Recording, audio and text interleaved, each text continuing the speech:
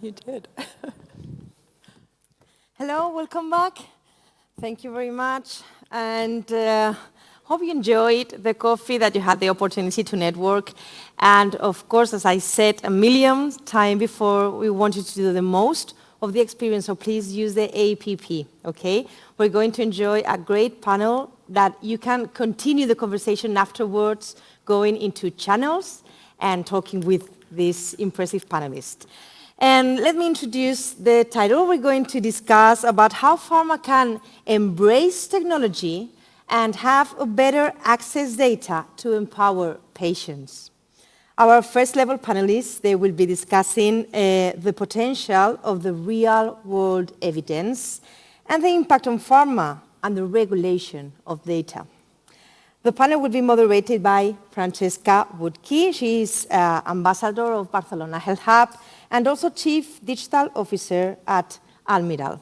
So looking forward to learning from you, and the floor is all yours. Thank you so much.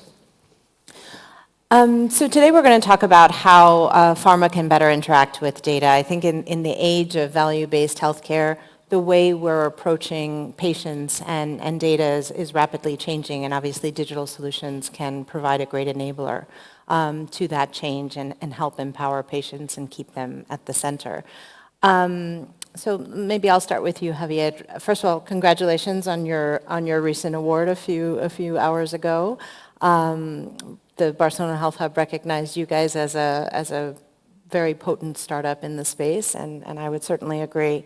From my perspective, what you guys do, I think, incredibly well is translate unstructured data from clinical text into structured data for the purpose of patient recruitment in the clinical trial setting. How else do you see deploying your technology in terms of empowering patients and gaining better access to data?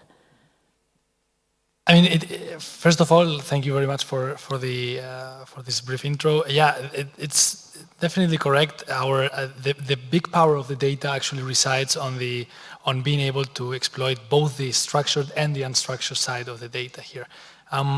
So when we regard not just the area of the clinical trials, but we try to open a little bit the scope and see how we can put the patient really in the center of the equation here, we definitely need to profoundly understand the circumstances of the patient, how the patient, what the profile of that patient is, how the patient has been treated, and for that we need to fully understand his situation, his clinical profile, and his clinical developments in the past. And for that we necessarily need the data emanating from the EHR. Now, regarding more precise applications, this kind of data that we can extract from clinical records can be applied in many ways, but just something that directly comes to everyone's mind, I guess, it's how much this can enhance precision medicine regarding the patient. The more we know about that person, the better we can adjust a potential treatment to that person. For that, we need a holistic approach to his or her profile, and we need a holistic way of capturing that data in real time, actually. And can the IOMED platform integrate data that's collected from sensors and monitors into the EMR, or separate from the EMR and then into your platform for analysis? Well, it's not only in our hands to integrate external data. It's definitely something that the hospital has to participate in. Yeah. So we need their consent, we need their technical support in order to bring in data from other sources. It doesn't necessarily need to happen within the hospital. It can happen in an external data set, in an external environment. But for all of that, we need the collaboration of the sites. We need the collaboration of the external source of data, which we don't collect ourselves. And from there on, we can move it. It's technically definitely possible. Great, that's great. Marta, you're from PharmaLex, which is one of the leaders in driving compliance and in leveraging the technological advances in that regard. One of the questions we're often faced with is how we can translate some of those novel software innovations into digital innovation within the limits of the legislation and the regulations that we all have to operate within? Yeah, good morning. Thank you so much for the introduction. There are clear guidelines that allow us to get some light when we try to develop and try to really design solutions that will improve our lives and also our patients. It's very important that we understand that the legal framework is defined, but is always behind the innovation. It's clearly understood that so far we are ruled by EU guidelines on medical devices, and these new software solutions should be included in these new guidelines.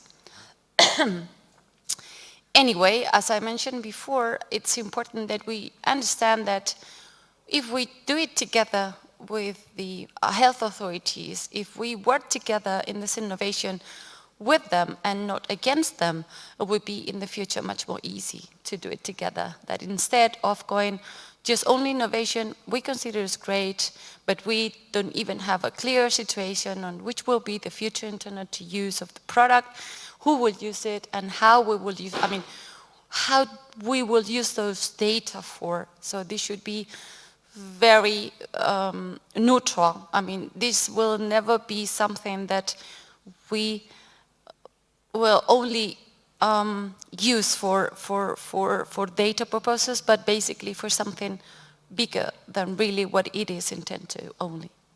And is PharmaLex involved at all in guiding the legislation or providing the appropriate guide rails to the authorities to try to help them innovate and not be so behind the curve?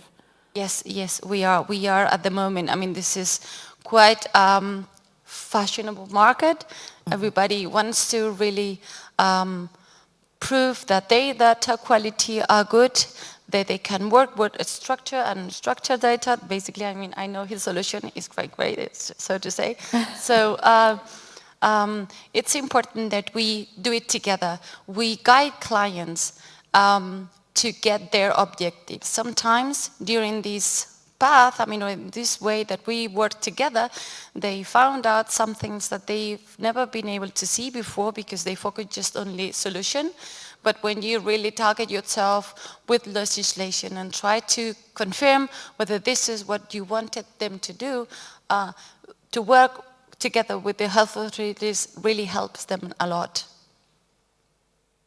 That's great. And obviously, there have been a lot of changes within the regulations. One of the recent changes, particularly in Germany, is allowing for a bit more openness with regard to digital solutions and services. How do you see keeping ahead of those legislative changes, or just any comments you might have on the new German legislation? I completely agree that legislation should never prevent of innovation. But we really need to understand that what we develop, what we design, is really something that will provide what it says that it will provide. So basically, when we want to commercialize a product or software solution that will work with patients, something that will work with data, quite sensible information, we need to ensure that this is just not only innovation, it's really something regulated, is really designed for the intent of use, not only what we would like them to be used for. So this is, legislation will always come after. The human brain is so extremely creative that we are always running after, but we are running after. So. And you mentioned patients, and obviously maintaining patients' data and anonymity is at the core of what we all need to do as responsible players in the digital health space. How do you see that evolving over time? Because I think often when you ask patients specifically about their desire to be protective of their own data, in more than 80% of the cases, they're happy to release their data if it's for the greater good. So it almost seems like it's an artificial imposition put upon them by governments and by regulators, rather than one that the patients are really clamoring for. You're completely right. Basically, data belong to the individuals, but the use of those data is not so clear. When we design new solutions for patients that want to track their diseases under their own application, they really do it. This is very good for patient adherence, but the use of those data, they do agree that they will be able to share it, but the use of it is quite complicated to define. And I think that so far, until governments confirm that the use of the patient data is completely under the legal framework and will not benefit a third party, this will be something that will evolve in the future. And I think that we will all have access to this patient data because it will really improve everybody's lives. But so far it's important that we see how we're going to use those data for. And Javier, how does data privacy play into your offering? I mean, data privacy is at the core of our offering, actually. And we let's say we confront that from three perspectives. On the first hand, the anonymity of the content of the data itself. So we need to ensure that the data is really anonymous, which means patients cannot be traced back by any means. At the same time, and this is a difficult balance, we need to guarantee that the hospital does not lose traceability of the data. So we need not just the hospital, but actually any regulatory instance that wants to dive into those data with regards of auditory process or whatever, we need to guarantee that those data can be traced back to the original document. So this balance is not necessarily easy. From our point of view, the essential point is that whoever, included ourselves, whoever has some level of access to that data cannot at any time de-anonymize it, so can never trace back the person who owns that data. That's on the first hand. On the second hand, what we do is ensuring where the storage of that data lies. It's not just about having anonymous data, it's also ensuring where the data resides and who governs over the data. In our case, we guarantee that the hospitals keep always the data in-house. Mm-hmm. So we store all the data that we process, we store it in-house in every single hospital where we're present, generating what we call a federated database. So essentially a database which is spread amongst different hospitals. But that guarantees that the hospital controls the security of the data and the hospital controls the governance of the data, which brings me to the third point. Who can govern over that data? Of course, patient is the owner, original owner. Now, if we anonymize that data, we need a third party that in a certain way controls and exercises and both, let's say, a regulatory responsibility, but also an ethical responsibility on that data. And that has to be the hospital. Now, what we guarantee by storing the data within the hospital is that the hospital decides what to do and what not to do. And with that, for that, we have advisory boards in the hospitals, we have ethics committees in the hospitals, and these are the kind of authorities that we have to look up to when it comes to regarding what to be done and what not to be done with the data. So it could be that different medical systems will manage those data in different ways.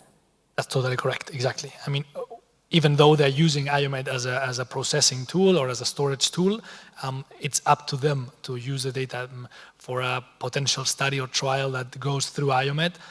Many hospitals can just say no, or many other hospitals can participate, but changing one of the patterns they want to measure in the data, whatever they want to actually change in there. So this gives them a certain degree of protection and of responsibility of this asset, on this asset. Interesting. And obviously data is at the core of what we do as pharmaceutical companies. And I think increasingly pharma companies are transacting with data and see data as an asset. They're also increasingly partnering with startups and with companies that are involved in digital solutions and services. Jean-Xian, you mentioned, and congratulations on your promotion to CEO of Sanofi. I'm very happy. Thank you for promoting me All to the best. CEO. Sanofi has recently partnered with Medictor on a solution to try to evaluate and help patients, again, keeping patients at the center, cough. Can you tell us a little bit about that partnership? Yeah, sure. So at Sanofi, we are very keen on partnering with startups to foster innovation and agility that within Sanofi is harder to promote. So we know that sometimes we need to find the resources and the energies outside in order to grow and to co-build projects. So we had also the insight on customer healthcare that so in terms of cough, 7 out of 10 Spanish people will suffer from a cough episode. So it's really a huge part of the population. But also we saw that in 6 out of 10 cases, people will just self-medicate and take medicine in the pharmacy directly. But we also had the other insight. It's a long way of insight. I come from Google and we are based on insights, so we really build that on insights. We saw that more than 15% of people wouldn't take the right medicine because they were not able to diagnose the right type of cough and they wouldn't ask for it. So we said, okay, how can we help using the data, using the technology to our patients to better diagnose themselves using the tools that they are actually using today. What are you all using now? Your phones. Like I can see that in the room, like everybody is always connected, right? So why not developing a web app that will be accessible to any Spanish people and then use the technology that we also use when we like a song, the Shazam, and build a cough Shazam along with Medictor, which is a startup here in the Barcelona Health Hub. So we found the right partner to develop it, and we partner together so that we can really take advantage of all the data we can have on cough to help make the best diagnosis for each person. And then answering a type of more questions if the patient wants, he will have the right product with the right pathology with a personalized remedy. So the idea again here is not to go against or to diminish the role of pharmaceutical. It's just to find a way to just be in line with what are the consumer usage today of technology. Yeah, I love the name of the cough Shazam. I think I really wished we could use that externally. There might be some trademarking issues there. we might face that in terms of. So it's an internal name, just to be clear. But I think it's a really interesting example of how you're using a patient interface to ascertain data that ultimately leads to better patient care within the system. Obviously, at Admiral, we're very interested in collaborations with startups. We're going to be launching our Digital Garden, which is our startup accelerator, which will be based in the Barcelona Health Hub, neighbors of Medictor. I am already jealous. I'm sorry? I am already jealous. It's going to be great fun. But I think the goals are quite similar in that, we're trying to bring technology to patients. Having been at much larger pharma and now at mid-sized pharma, I think there's flexibility in that in terms of partnerships with startups. How can you describe some of the interactions coming from big pharma and working with startups, and what have those been like? Yeah. Let's face it, being a large company, large pharmaceutical company, and working with startup, when you're a global company, and startups are usually local before scaling up, that's the whole essence of it, it's a challenge. We are still in a phase of structuring it, but we already had some trials that help us learn. So the first initiative was to build a European incubator. And to be honest, like the project I was just talking just before is a baby of this project, of the European incubator. The idea is that we, as a company, dedicate time and budget in order to let people seed, observe, and suggest projects that answer to challenges that we define globally. Okay, so we define our global challenges, and then we say or European challenges, and then we say to each country, if you think or if you feel that you have a project to suggest so that this can answer the challenge, please let us know, and then there is a review, and then it gets funding much more easy than if it has to go through a whole process. Of course, one of the key factors, being a global company, is scalability. But it's also what startups are looking for, you know? Like, I think you can confirm that. You know, like once you make your point in one country, then you just want to have to find the right partner to help you grow. And this is the whole idea of growing together, learning together. So this incubator was one of the initiatives. And then at a global level, we also partner with Plug and Play, which is, I know, is also one of the sponsors here. And really it helps us to screen the startups, focus on a few challenges, and grow together. The idea of scale and growth is really driving our strategy. Yeah, and I think that's an excellent point. I think many of the apprehensions from big pharma or even mid-sized pharma working with startups is the issue of scalability. So I think to the extent you can pilot locally with the intention to have a broader experiment that goes across different geographies, that's always the goal. We mentioned the new legislation in Germany, and you know, we're seeing pockets of different flavors of innovation around digital health and software-enabled solutions, and you know, even things like bring your own device rather, from a clinical trial perspective. When thinking about European scalability in particular, and this goes out to all of you, because of the particularities from one country to another, how difficult is it for these startups, maybe you can answer, Javier, to scale within Europe rather than, as many of them do, go to one particular country and then scale broadly there, like the US or like Israel, like many of these startups have done?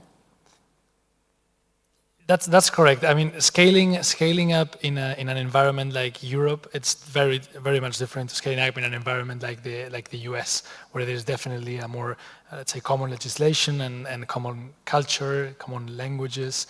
All of that makes it a little bit easier, for sure. Let's say that makes it definitely more complicated. But there are two key points here, I would say.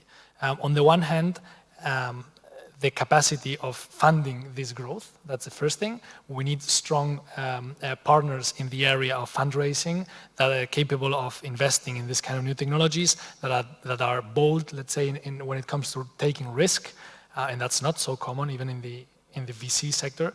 Especially in Europe. I won't say too much because I need the VCs. I can say it. I'm out of that game now. So, but definitely, I mean, there is still the need of these players to get involved in a higher degree of risk. That's one thing. And on the second hand, I will revert back to what you were saying. We need the right partners. It's definitely very difficult to scale up alone. You need a platform, and that is in form of a client that allows you to scale, let's say, leveraging on that same client. So you definitely leverage one sales cycle to leverage that on different countries in the Europe area. So that's definitely something we agree on. We need you guys to enable our growth in a much more efficient way. And if I may add, we just got the corporate perspective on working with startups. Let me get you the other side. And that's essentially based on our experience, working with corporates is also, let's say, a tough experience. it is essentially a little bit of slow experience for the time frames that we have in startups. When a corporate talks about 2 weeks, they say, oh, 2 weeks, that's nothing. And we say, that's a lifetime. And this kind of frames are the ones that are making it really difficult for corporates and startups to actively collaborate in a sustainable way. Although I'm very, very optimistic on this side. I think cultures are changing very quickly within corporates. I think the innovation culture is stepping in for good in the structures of corporates, and that's reverting back in that we will see increasing collaboration between you guys and us. So I'm a very optimistic guy on that. Yeah, I think that point is very well taken. Back when I was an investor, there was a company we tried to invest in, and to validate the company internally took 18 months. So I received a call saying, congratulations, the company's been validated. We're ready to go ahead with the partnership. And in this case, we had to have a partnership that would precipitate the investment. And I said, well, they don't exist anymore. In the absence of our investment 18 months ago, they've ceased to exist. So I think it's important for startups, for corporates, to be very startup friendly and to approach them in a very different way. We've tried at Admiral at least to bring them through a different procurement process because, as you know, you can't give a startup a 400-page contract because they simply don't have the bandwidth to do it and should be focusing their time on better things. So creating different pathways within the big corporate structure is really important. And startups have to be more corporate friendly as well. Yeah. We need to understand that it's not worth going to a corporate with empty hands and talking about a brilliant, wonderful, and nice idea. We need to go with a particular project, a very concrete thing, solving a real problem. So we need to first understand what's going on with you guys, where the problems are, where the pain points are. So I totally agree. Corporates need to be startup friendly. Thanks for that. But startups need to be corporate friendly as well. Yeah, and I think we also have to, on both sides, know what the ask is. Know what the job to be done is. What's the problem that's keeping you up at night, and is this the right solution? Because as much for the startups as for the corporate, if you're putting a square peg in a round hole, it's not going to solve for the problem, and there's going to be a bit of an antibody reaction to startups in general because it may not work as well. I'm totally with you. This is also one of the feedback I got from a startup that was not working directly with me, with another branch from Global. And really, what we're asking in terms of audits, in terms of regulation, in terms of procurement, in terms everything, for a small startup to absorb those requirements, it's very tough. I think as a global company, we are structuring ourselves. We are being aware of that, exactly as you said, and we are bringing the skills within the company for people that are coming from outside, from other industries that are more agile, to really inject this energy within the company. So hopefully startups will have the right people in front of them that will understand them, and we understand exactly that you cannot run an 18 months audit for a startup because they will just die. So I'm really confident and positive as you are that things are changing on that field, really. And I also think that some startup can benefit from that in a way, because it helps them also to structure themselves and to after be able to go with other clients, because we both gain an experience in that. So I think it's really a learning phase. If it doesn't kill your startup, then you actually grow. I fully agree. I think there are key learnings from the startup to the corporate, and introducing the corporate to a very different way of working, a different mindset, a more innovative, agile approach to their day-to-day, but also for the startup to see the structural constraints and often the regulatory constraints with which this industry has to operate. So it's interesting to see both sides of that for sure. And we have a couple of minutes left, so if there are any questions from the audience, pardon me, we'd be happy to take them. It's a small enough room so you can just shout it out. Yes.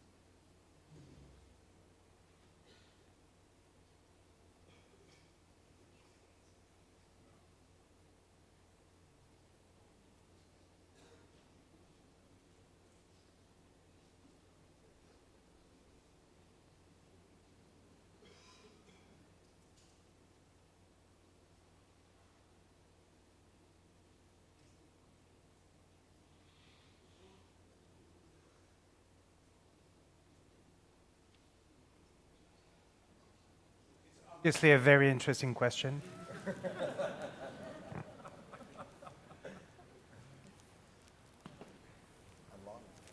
A long one, too.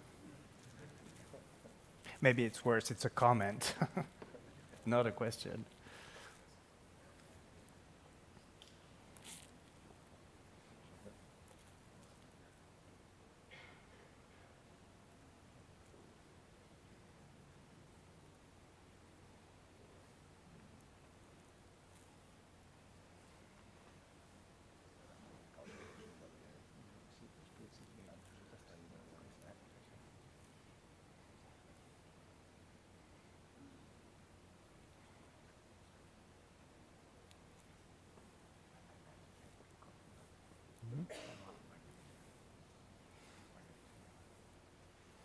So, yeah. That was a very long question. And unfortunately, we're out of time, so we're not going to be able to tackle it. But I think it's the important piece is that there's a lot of complexity around managing this data, both from the perspective of the technical limitations to the data itself, the regulatory limitations, the legislative limitations, as well as patients' desire to access data or not. So we'll have to follow up on that in the hallways, but more to come for sure. I want to thank the panelists. I think this is a really constructive and interesting discussion, and hopefully we'll all learn how to play nicer in this playground and the way that the industry is evolving into. So thank you very much. Thank you very much. So much.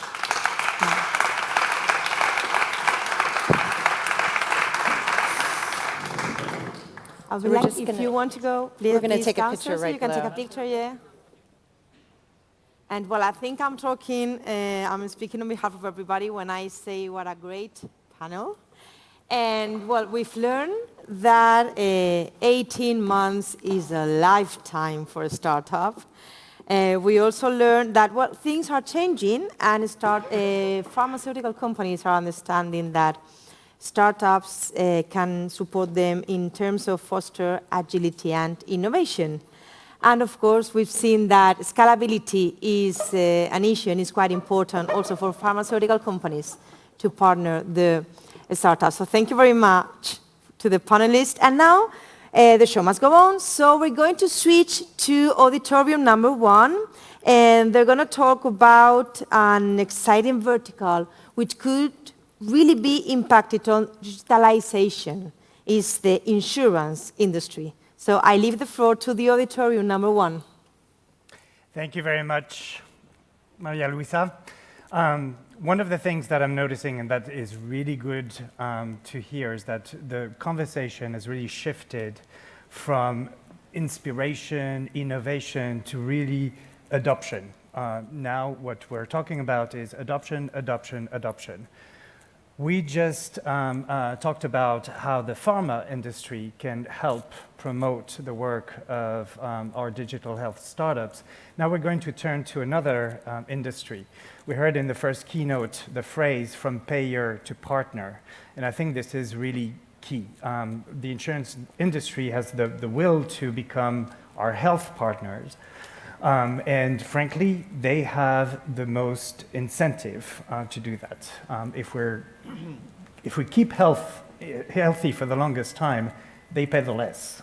So obviously, it's an important partner, and we could nearly say that it's the new B in the business to consumer or business to patient. So let's focus on that newbie now with a panel which is going to be moderated by Elena Torrente. She is the Digital Health Coordinator at DKV, but also an ambassador of Barcelona Health Hub. So please welcome Elena.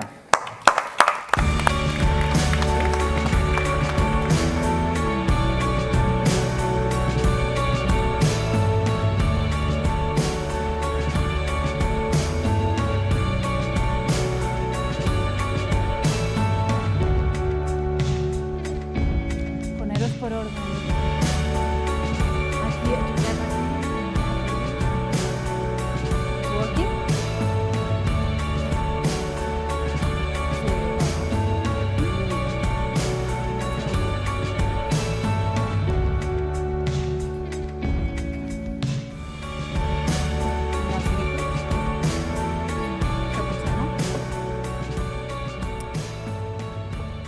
Okay, yes, it's working? Okay, yes, no?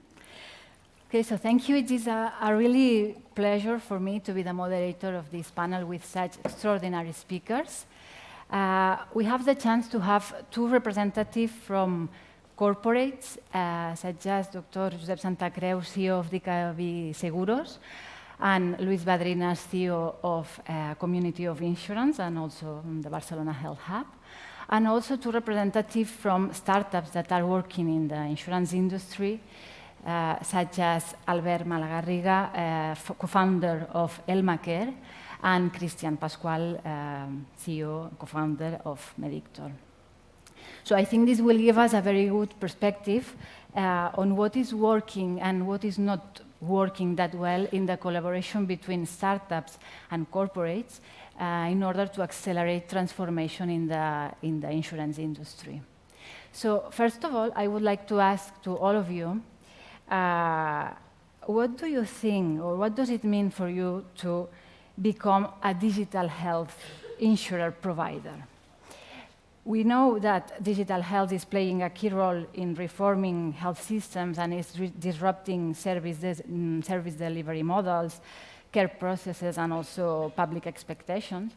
And according to a recent report, health insurance companies globally recognize that digital technologies will transform the way they interact with clients, employers, and health professionals.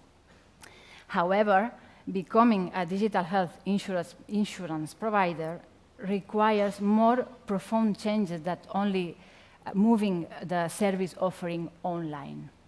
So I would like to ask you, do you agree with this sentence, and how are you approaching this from your company, from your perspective?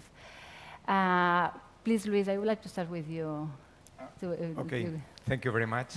Well, first, let me say that I am not directly responsible for a corporate. I was in a corporate, and now I'm helping companies to the process of digitalization. So I am involved in all this issue that Elena has already commented. From my point of view, the digitalization is a long way. This is not only consists to adopt technology, it's a question of cultural transformation in the organization. So this is the top management of the company, is the first responsible to write the right roadmap just to follow the process. Also, in a recent report from KPMG, we have known that only 4% of the CEOs in Spain and 16% around the world have fully implemented artificial intelligence to fully digitalize all the processes. So we are in the way of doing things, but it will take time just to the full adaptation on that. And just to finalize the process, I see two different ways of doing in the insurance industry. One is the companies like DKV, which Josep is managing, which is directly involved and targeting the health industry, and the others composite. They have a composite organization which are solving other problems, but also are working with clients and are working with employees. So they need also to do things on that. Mm-hmm. Mm-hmm. Christian, what do you think about it? Well, I think that the challenge here is that health insurance companies are providing health in the classic way. You need to go and see a doctor.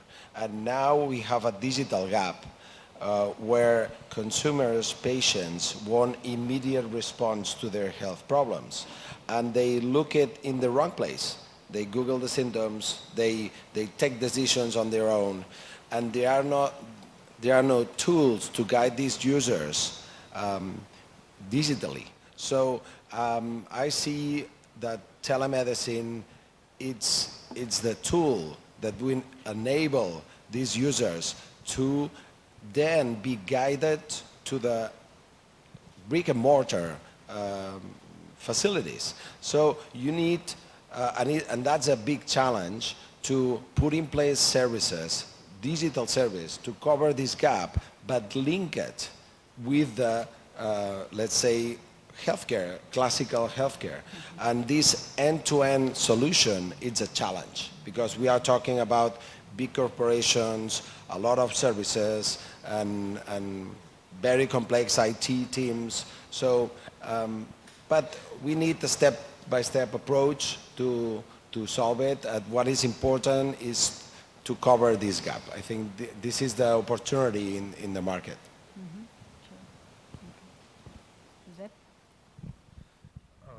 Okay, well, yes, I agree. Becoming a digital health insurance provider is not only doing the same in a digital way, because if we do only that, what we have is more speed, probably more efficiency, less cost.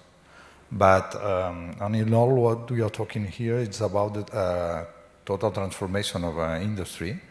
What we are looking for is we are looking for a possibility to create new products, to innovate in general, but especially to create new products and to create new business model. And as Luis mentioned, behind technology, probably the most important, especially in established companies, is everything around cultural transformation.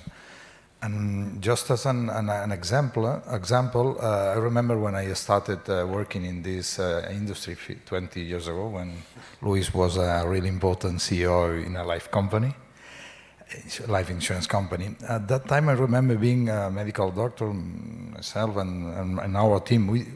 We tried to establish or to improve our activities around prevention and especially around health promotion.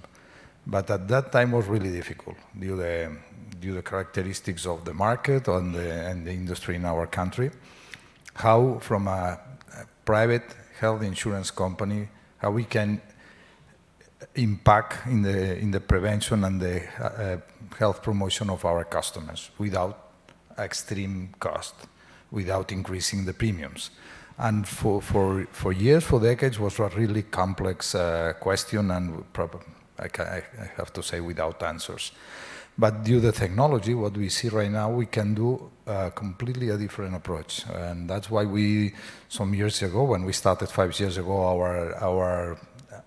our strategy around digital, one of our main focus was health promotion and prevention. Of course, treatment, diagnosis when someone has an acute problem or chronic disease.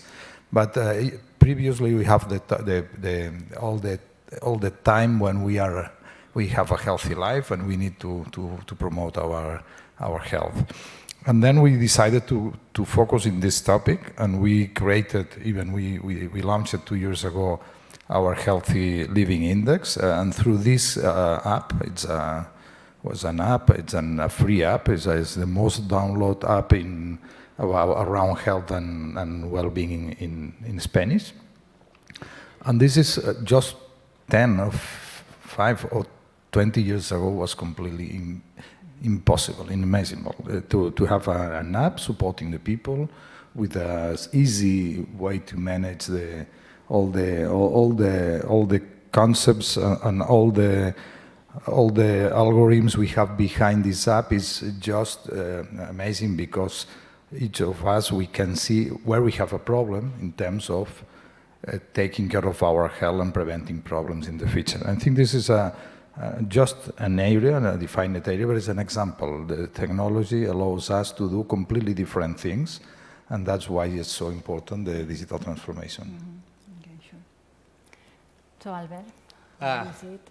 Yeah, so I'm gonna explain my point with a story. Mm-hmm. One of our investors always tells me that I should tell stories and not pitches because they're way more boring than stories. Mm-hmm.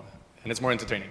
So a year and a half ago, we started selling a digital health product, and a natural buyer is an insurance company, right? So as a provider. Mm-hmm. And then I remember my co-founder and I went to a fair in Holland, and we looked at each other and we said, do you realize that the 100 startups in this room are selling to 20 customers in the world.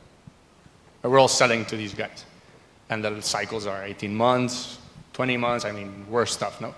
We didn't wait 18 months, which is what somebody in a previous panel was saying. We waited for 3 months, and we decided that what's cool is to actually be the insurer, to actually be the provider. So I would say we're more of a customer now. We partner with incumbent insurers, and we're doing at the speed that we think is right, everything for our members who we insure in a way, right? So I cannot do more than agree. Of course, I agree. I think digitalization is a huge channel. There's different ways to cut this gap, as Christian was saying. And our approach is a bold bet in creating a new brand, a new player in the industry.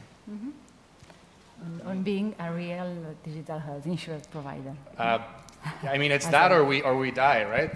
This is the game we're playing. It's a bold bet by us as entrepreneurs and investors. Yeah. Let me just add something that you have already commented regarding with that.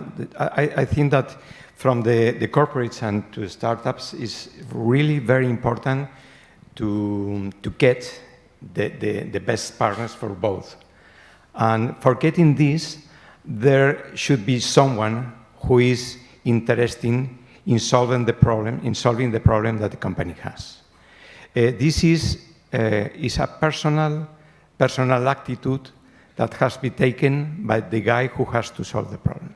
So once this guy is in the route to solve the problem, can find, by scouting, can find the right startup.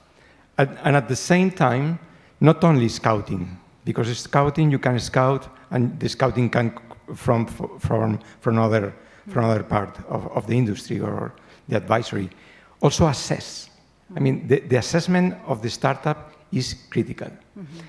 Because yes, with a pitch of 5 minutes, or as you have commented, 20 startups in a room, there is nothing about getting knowledge from them. I mean, it's just a good pill, but it takes time to assess deeply, and then you say, okay, I am convinced that this is the way, this is my partner, because also the second, once you have taken this decision, you have to prepare the organization to onboard all these things. And you also mentioned the time is not the same. I mean, a corporate can live more, and the time is not relevant for the corporate as much as for a startup. And this is some examples around.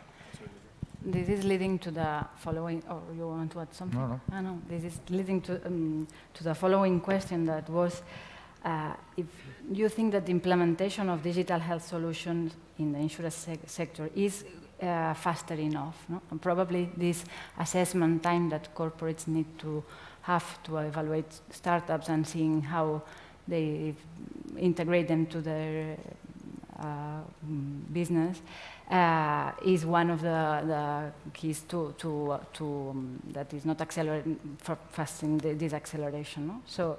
So what are the barriers or facilitators that you think that are causing problems to the implementation of this in the sector? Well, there is something that is already said. We are going in a different pace. I mean, we are trying to marry an elephant with a pigeon. I mean, that it's different speed. And we have also to take into account that we are in an over-regulated sector. All the sector is slow-moving because it's risk-averse. So you have to really provide confidence as much as you can as a startup to get rid of this risk, so you can speed up a little bit the process. But I think this is the biggest challenge. And I know that I wouldn't say pilot, but because pilot is a word that is not related to good things in this sector, but we need to prototype and evolve. And a way to get rid of this risk is to try it somehow, the most obvious thing, and then evolve it. And that's the startup way somehow of doing things. And I think this is part of the solution that could solve the problem. I have also one thing to add here. This is that companies or the traditional manner of doing business has to change a little bit, taking out from the comfort zone. No? Comfort zone is something that is difficult. And sometimes what is happening in some corporates is that are delegating those important decisions on digitalize the company in the hands of the less adequate guy with, excuse me if there are someone here, which is the responsible on the system of the company. Because it's the more technological skill, but it's the less adequate because those people has in their hands the total management of the company where the turnover is coming. And this is the critical P&L of the company. So if you want to transform, you have to completely go out from the legacy system and start thinking about to creating a new wave of doing business. Mm-hmm. So, but this is something which is happening. So responding to your question, how fast is it? Mm-hmm. Well, this is go and come back, try again and try again, because sometimes the company are not getting the right way of doing things at the first time, but yes, can do it at the second or the third. And of course, to design a very good roadmap for doing this. Mm-hmm. Yeah, well, I mean, once again, we tried to sell to the industry and figured out that 3 months is just not acceptable. And we think it's faster to build a new company than transform an existing one. It's a very bold statement. I mean, everybody thinks we're completely nuts, and we're probably a bit. Yeah, someone once said that we were planning to climb a small mountain, and now we were aiming for the Everest or something like that. I think that's true. But so just to I think there's 3 things worth mentioning that we see as blockers.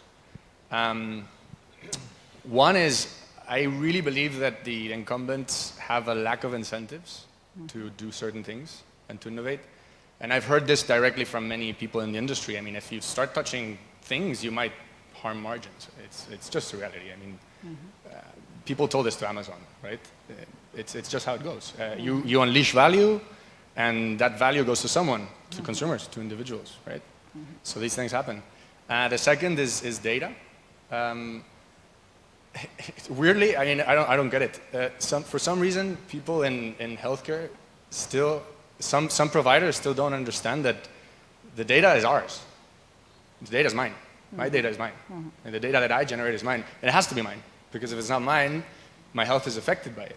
And this is the inspiration of GDPR, right? This is a philosophy behind it. So it's not only that it's even regulated. So this is still not happening. And I think this is a big blocker for a lot of the innovation. And I had a third point, which just flew out of my mind. But then an enabler, I think, again, would be data. So I think data interoperability and portability, I actually have a LinkedIn post about this, on how I think it makes sense, and I've discussed with colleagues. I think this can really trigger a lot of healthcare outcomes and economic value for the whole industry.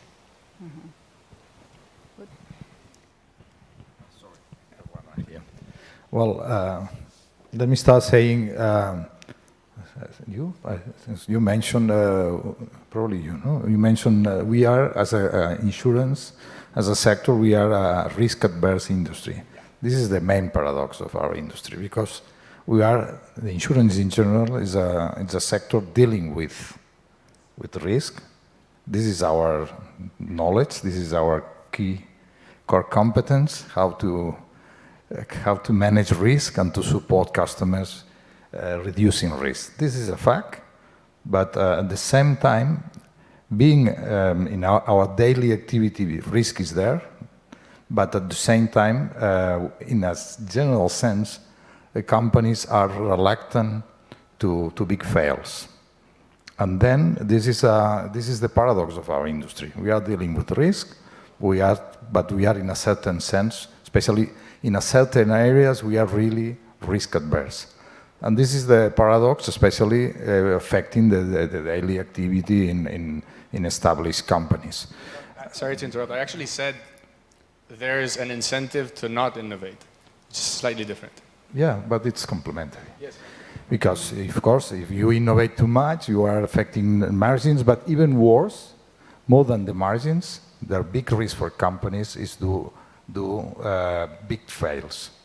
If you fail in some aspects of your activity, you affect not only the P&L, you will affect your future, your reputation, Then I think this is really important in order to understand when we talk about speed, in this case, I think it's relative, because speed for you is one thing and speed for me is another thing.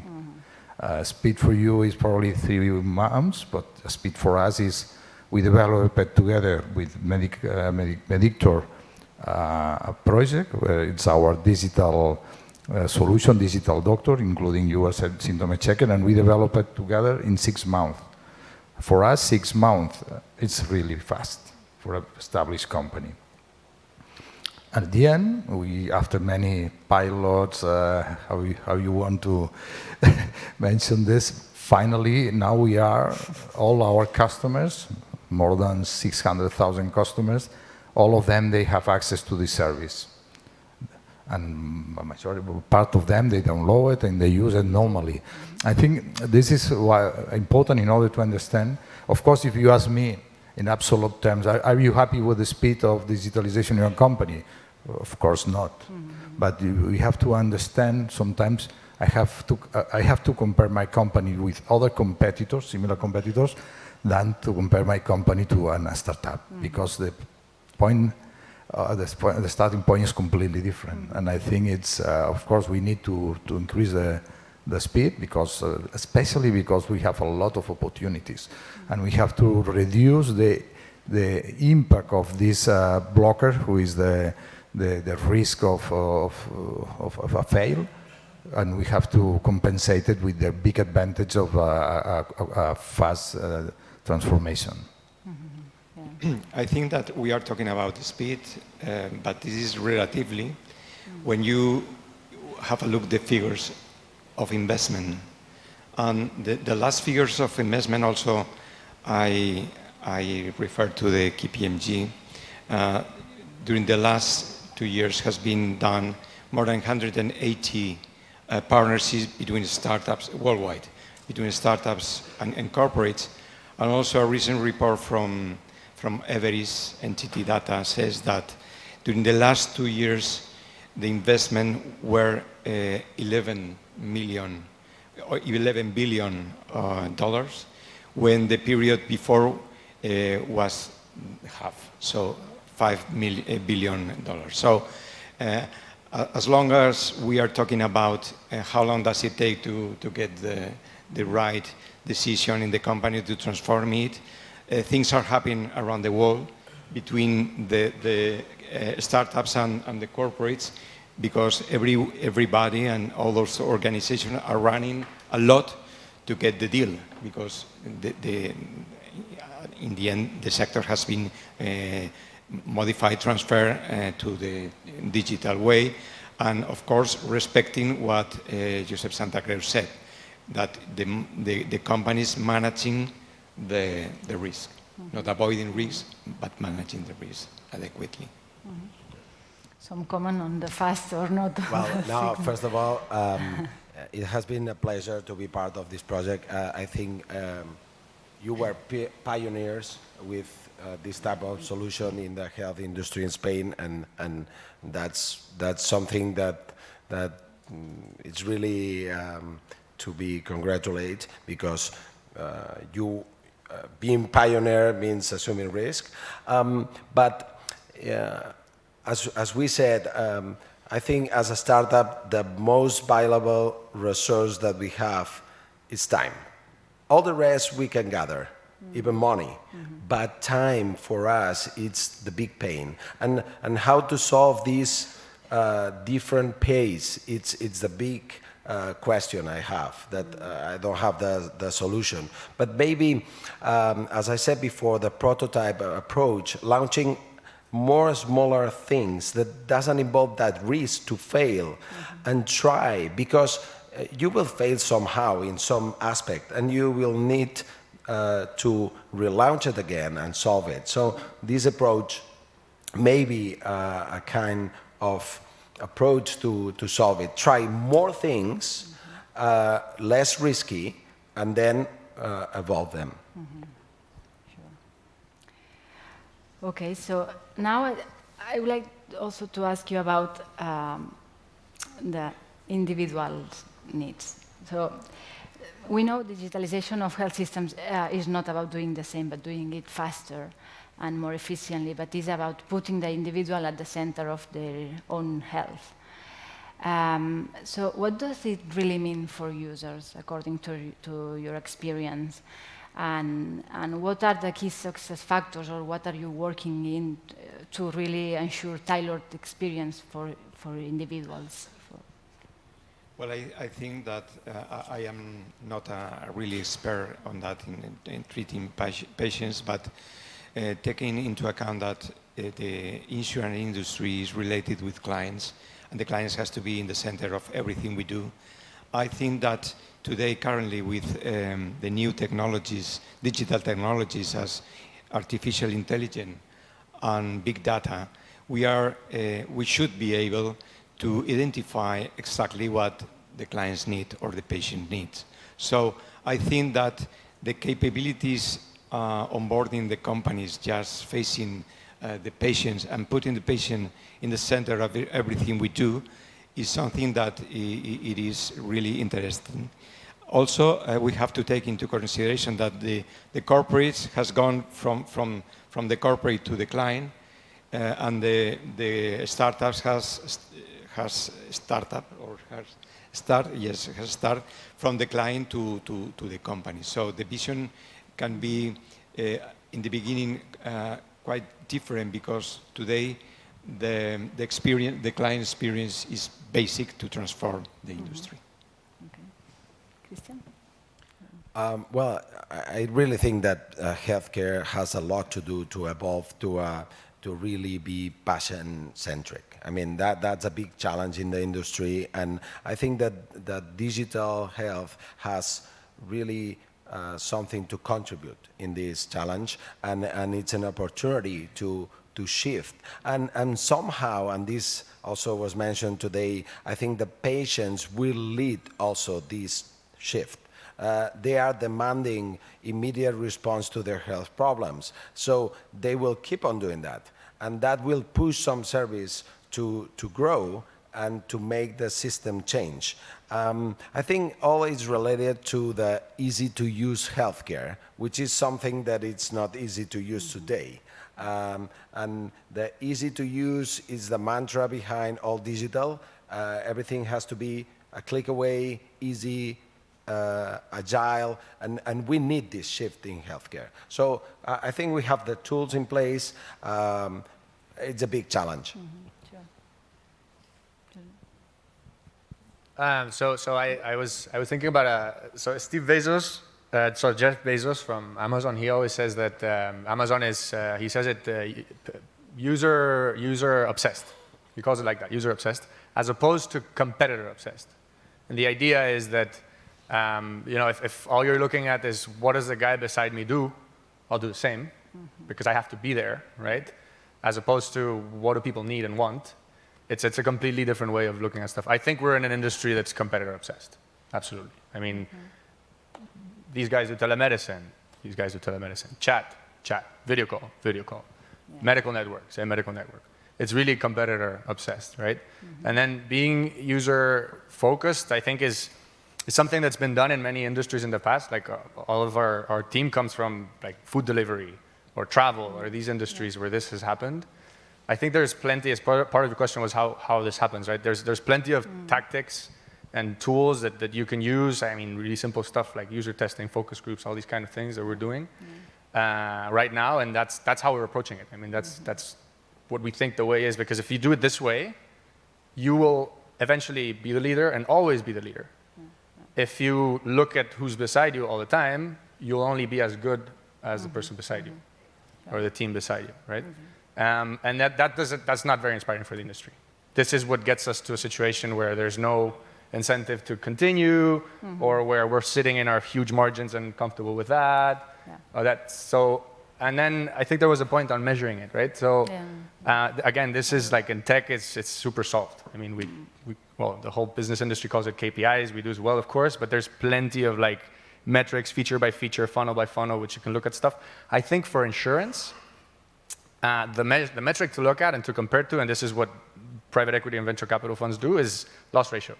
If I can deliver the same value to a large population for lower loss ratio, I'm doing the right thing, right? So I think that's kind of the North Star. Sure. Thanks. Well, in our case, offering a unique client experience to our customers is one of our main goals as a company. And we believe that all the digital transformation and all the new digital concepts are facilitating a lot to reach this goal. And this is why it's so important for us. No? And I think we decided to start this process, and we will insist, and mainly because we are completely convinced it's the right way in order to offer the clients a completely different experience, in order to reduce bureaucracy, but at the same time to guarantee them a better health service. Okay, so thank you. So I think we are running out of time. So I would like to thank you to the panelists for your insightful comments. I hope it's been interesting for all the audience. And thank you very much for your attention. Thank you.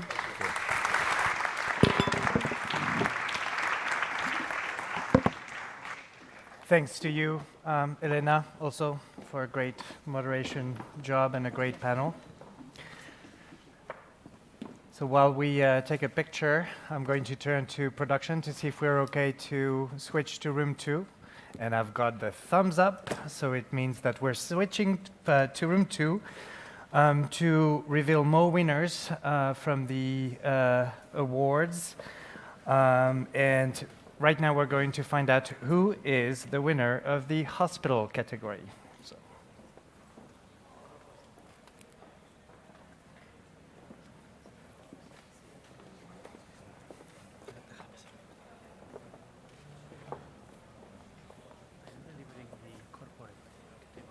But I must confess that I'm a bit sad because I've seen very few clinicians in this conference room. So I suppose next year we'll have more audience of clinicians with us.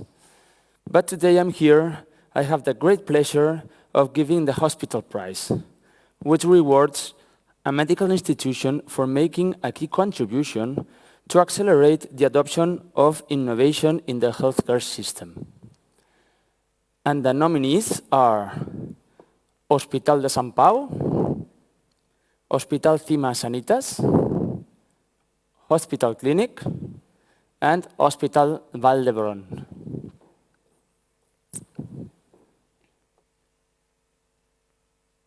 And the winner of the Barcelona Health Hub Hospital Award is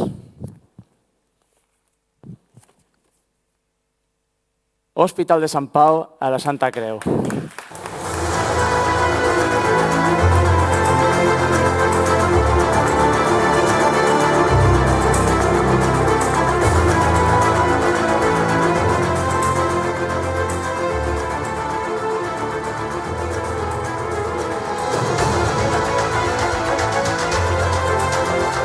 I think someone is coming to get the award.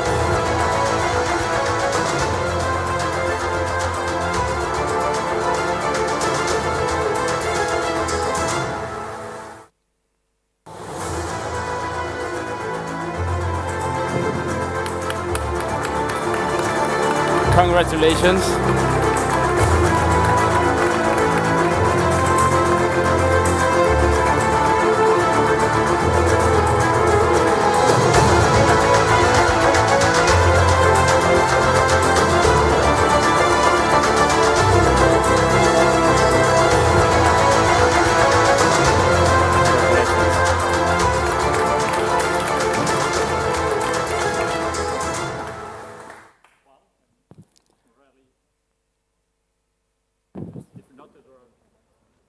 Yeah.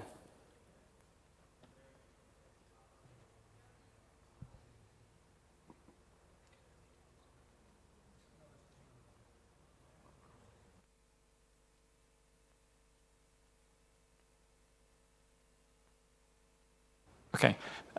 Thank you very much. I mean, really thanks for the recognition. The hospital is not participating only for a reward, for a grant, for a reward. We are absolutely convinced that this initiative, the To Have Health Hub near us, is an enrichment in all our activities. Our heads of different departments, the people from nurses, the people that work at the hospital, has the idea that there are not at this moment we are very near of the technology implementation that we need. The innovation is one of the strategic lines of the hospital, and for us, the efforts of Health Hub representatives came to the meetings with the head of different departments, came with our in each occasion. I remember the first time that we meet a meeting between medical people, nurses, and engineers. It was absolutely good for us. Thank you very much, and I hope that the relationship will be very, very long in our ways. Thanks. Thank you.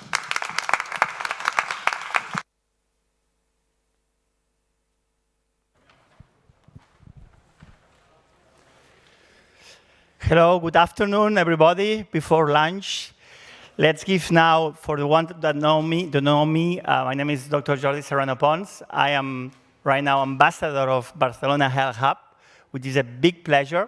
I do believe that we have a huge opportunity to, from Barcelona, conquer the world, so we have to do all together. And have the great honor to give the corporate prize, rewarding a corporation that has really pushed innovation through different boundaries. And I have to really congratulate them, because who had imagined years ago that these corporations would be leading this way? No? It's risky, and they have done. So let's congratulate all of them. And the nominees are of this category: Mafre, DKV, Sanitas, and Almirai. And the winner of the category is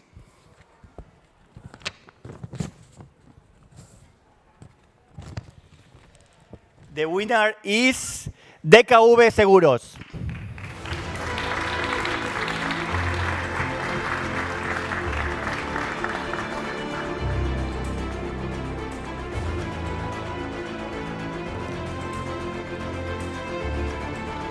Let's congratulate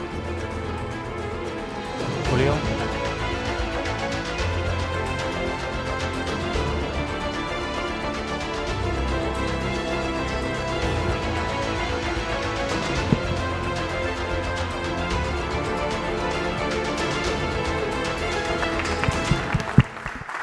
Big applause for all the corporations. Thank you very much.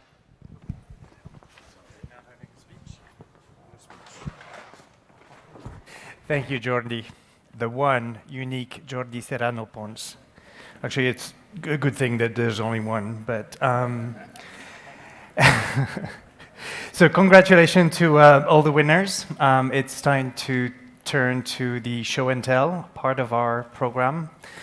And this one, well, first I would like to remind you that in this room, we will be talking about improved experience at the point of care.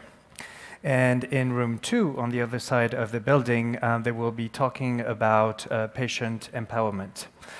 So if ever you want to follow the other discussion, as we're not alternating for these sessions, now is the time to stand, use your little feet, and go to the other side of the building. I am also told to remind you to tweet. It's important, not for your health, but for the event and for Barcelona Health Hub. So do it. And if you want to follow the discussion with some of our speakers, the best way to do it, as you have noticed, the Q&A is not exactly the best way to do it. So they're very accessible. They're happy to answer your questions. So just grab them during a break or DM them on Twitter or reach out to them any other way. They will be happy to answer any questions. So, as I was saying, in this room, we will be talking about solutions improving the care and patient experience. And our first demo, if we are ready to do that, do we have our first demo? Yes? Not yet? So, while we set up our first demo, let me remind you that we have a photo booth, and that is good for your health, because fun is good for your health, and there might even be an exciting prize at the end of the day, rewarding the best picture. All right, so now we're ready, and we're welcoming Ivan Basat, I hope I'm pronouncing your name well, perfectly, who is going to present validated ID. Thank you. I think it's not showing the screen I have here. Okay. Wait a second.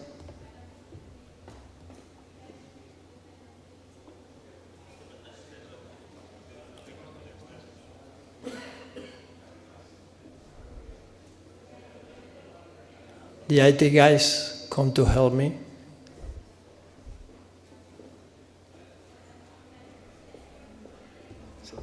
Es que el tema es que... Tienes que ir a hacer un mirror, digamos. Eso es. No. Ajá.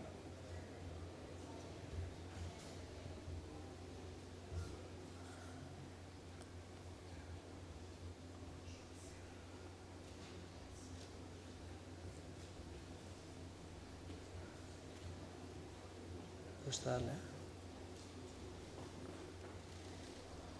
Y ahora cierras.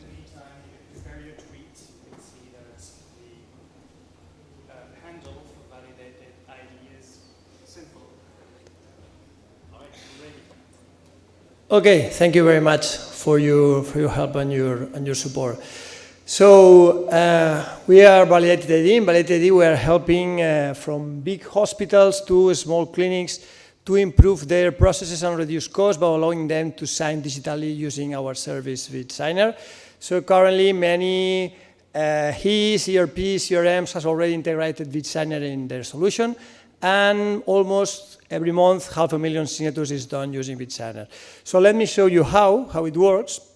Although normally a signature process is triggered from a HIS typically or ERP, we allow also to create a signature workflow manually. That is what I want to show you just right now. For that, what you need to do is just to upload the document. Now we'll use like a consent info. And then we need to choose who's going to sign. As it's not the same as the signer is a patient or a doctor or is a face-to-face signature or a remote signature, we have different signature channels to fit in different scenarios. In these demos, we have short time. I will show you just two signature channels. One is biometric, which is for face-to-face signature, typically a patient coming to a hospital to sign a consent info. I need to put the details, which typically come from the HIS, and place the signature within the document. And the second signer going to be what we call a centralized signer, which is a doctor signing consent infos or a head of human resources signing contracts. So it's typically an internal user has a centralized certificate that can sign a lot of documents within one single step. So I just send the document to sign. You can say if the workflow needs to be a signature order or it doesn't matter the order. And for the first signer, which is a biometric signer, I will show the process sharing the screen from the iPad.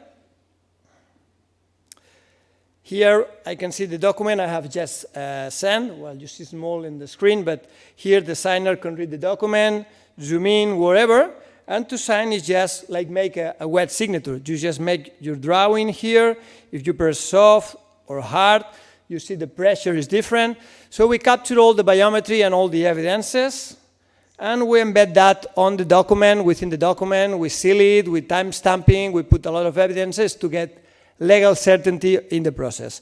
As you can see, signing the document is as easy as signing in papers. So we have a lot of old people or people without technical skills that is able to sign documents in an easy way, in this way.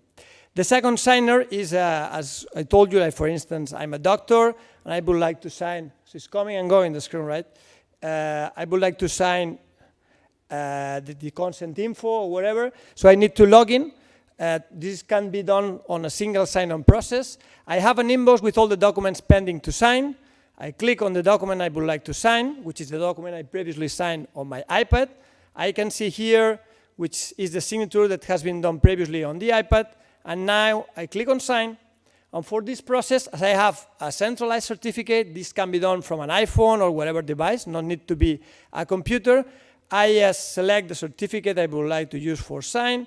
I just put my PIN code, as I can sign a lot of documents, contracts, wherever, with just one click. Let me show you the result. So I download the document. I just open the document with Acrobat Reader.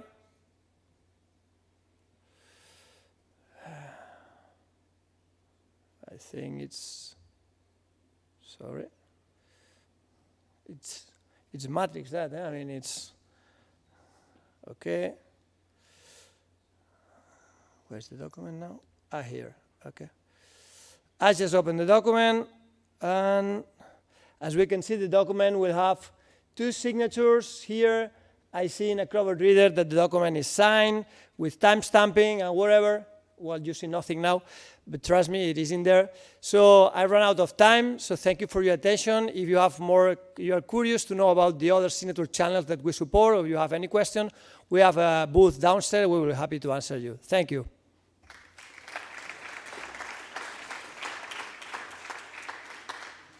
Thank you, Ivan, for this presentation. Okay. It's great to see it live. It proves that it works. In this showcase, the next company you've already heard about because they've already received an award today. It's Sayus and Javier Palomer, I hope I'm pronouncing the word correctly, is the CEO of the company that wants to bring virtual reality to everyone to treat anxiety disorders.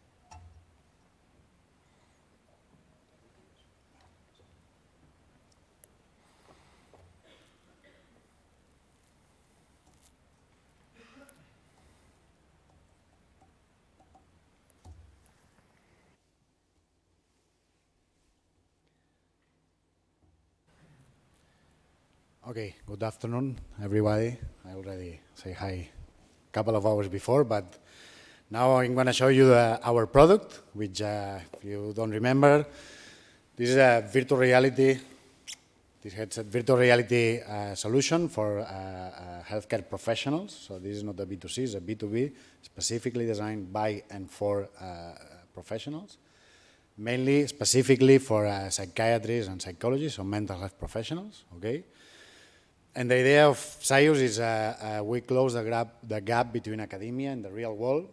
This technology, virtual reality, believe it or not, has been around for more than 40 years, and we have thousands of publications supporting the utilization of this in the healthcare space, right? The reality is that if you go to a hospital, you don't see this anywhere, right? The problem was this, the hardware. We didn't have any hardware available until a few years ago. So what we do is we bring all this know-how from academia, from research publications to a market-ready system, so a product. And we bring it to the hands of mental health professionals, okay? We just take standard protocols and standard psychotherapies to technology-based process. The workflow, the protocol is exactly the same. We just utilize technology to do the process, the protocol, more efficiently and more engaging for the patient. So I'm going to show you just one of the one of the best environments we have for demos, which is Firo Heights. I don't have a patient with me, but you can imagine a patient is wearing this, and he or she gets exposed. The therapy is called exposure therapy. So the patient gets exposed to a situation, a simulated situation, where we simulate a height, an elevator going up and down of a building, okay? So I'm just going to go ahead, I hope. I know how to scroll down, but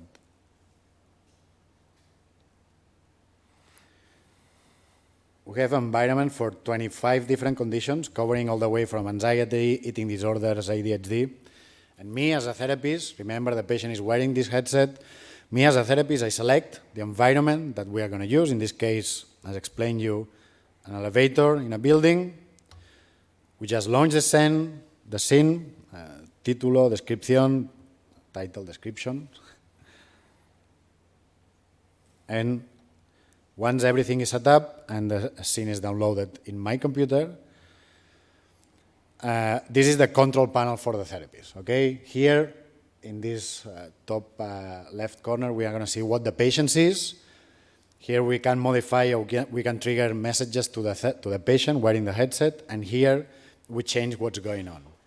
So going up and down of the building. We control the floor where the elevator is, okay? Here we'll see the physiological response of the patient, so me as a therapist will know if the therapy, the session with the patient is working or not, and I can modify the experience of the patient according to his or her reaction to the stimuli, to the audiovisual stimuli. So just launch the scene.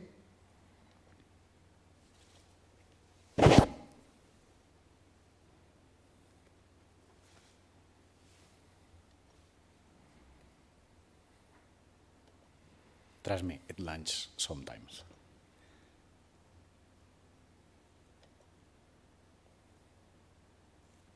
Seven seconds left, 6, 4, well.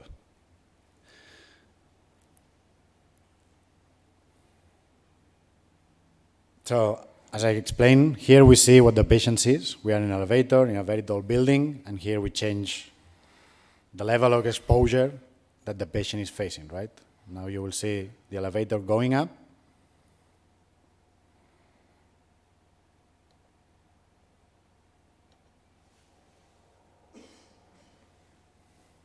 Well, it's downloading again, but you get the idea, right? We see what the patient sees, we change what's going on, and we see patient response, so we can customize the experience according to the patient's needs. Something very interesting as well is at the end of the session, we generate a report, so we can send the report to the patient, so he or she has some feedback and learns and knows if he or she is progressing throughout the different sessions. Done. Thank you.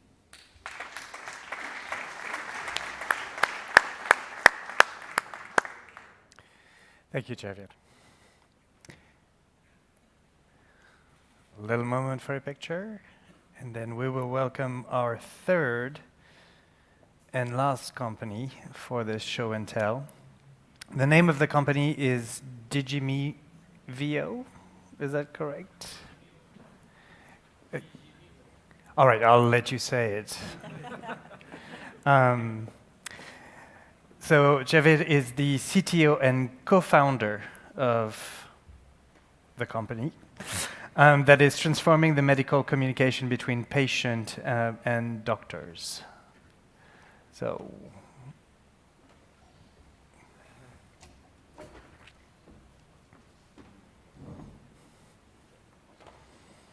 and then we'll be able to go to lunch. I don't know for you, but I'm starting to be a little hungry. Yes.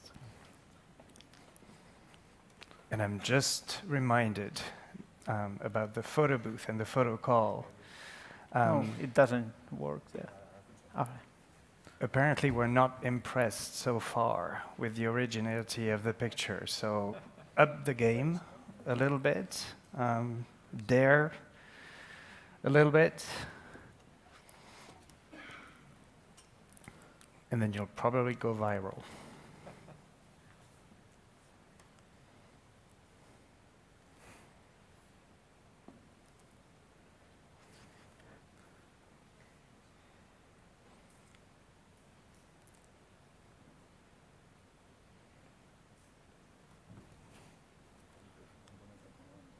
Ok. No está cargando.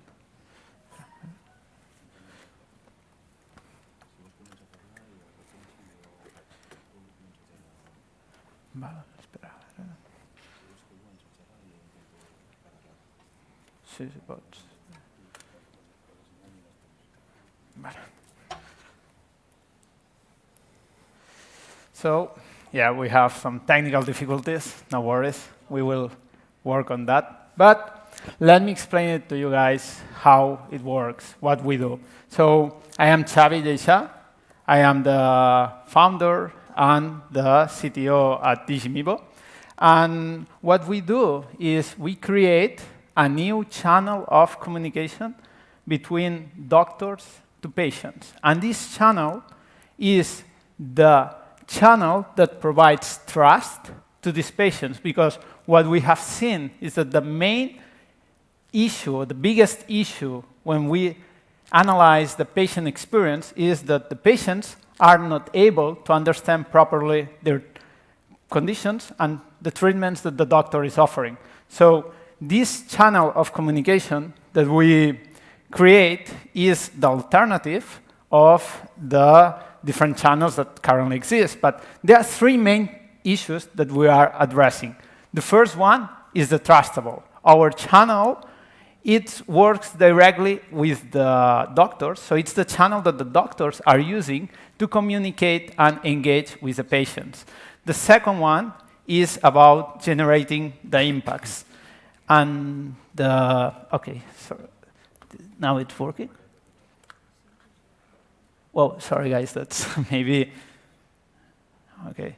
I will go ahead on the video and show it to you. So, yeah, let's show you the use case, okay? So the use case is about a company that just created a new treatment for diabetes. And the biggest issue is, okay, as any product, we are really proud, this is the great product, but we want to reach the patients. So how we can reach the patients in a way that deliver the messages that we want to them. So here is where it appears Digimibo. The current communication channels are not trustable. They don't target by health conditions, and they are not created to impact the patient when it matters the most. That's the patient journey that we are gonna talk about. So Digimibo, it's different. What we do is trustable because it's the channel, remember, it's the doctor's channel that's used to educate the patient. So it's the doctor's decision about it. It's targeted, and it works during the patient journey. So that's really, really important. Now we are going to see how this is working with the patient journey. So we have the patient journey at home and at the medical practice. So when the patient is at home, we provide to the doctor tools, the biggest and largest video library in the world. It's $100 million value of videos, put it together to help the doctors to give a personalized experience and video experience to their patients about their treatments. So videos that are created by 3D medical animators that are being used to specifically patient-oriented and target conditions. So that's at home, but it's not just about home, it's also about the medical practice. So what we are doing on the medical practice. So at the medical practice, we are talking about multiple touch points. So here, we are not gonna see all of them, but we cover the waiting room areas, we cover the exam rooms, and we cover the bedrooms at the hospital. So at the waiting room, we have monitors and we have tablets. But what we want to show it to you guys here is the exam room wallboard. Is this wallboard?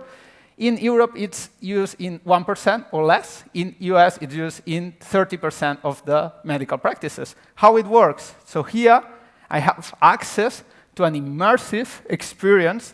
As you guys, you can see, I can move that one. I can move it in any way that I want.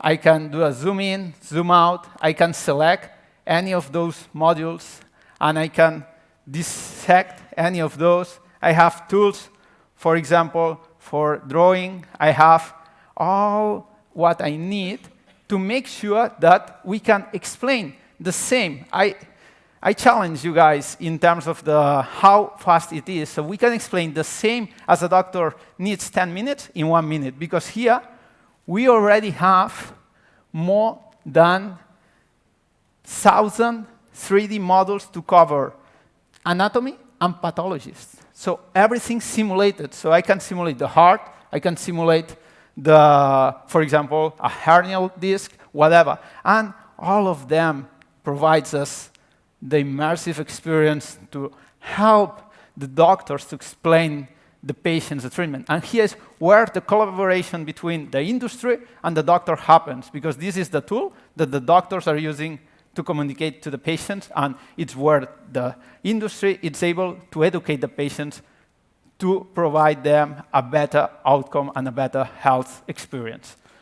So sorry for the technical difficulties at the beginning.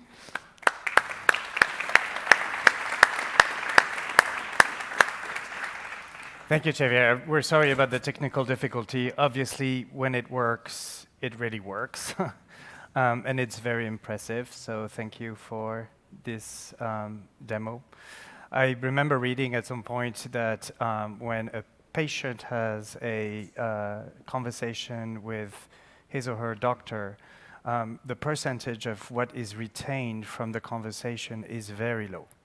And especially when you have a patient in your office to whom you have to announce a bad news like cancer, there is a blank that comes to their mind and they cannot hear anything else. And the doctor usually continues to explain and say, well, you know, this is what we're going to do. And this kind of tools, I think, can really help the patients bring the message home and read it or see it again when their mind is more at peace. Anyways, it is time for lunch, so that's the good news for now.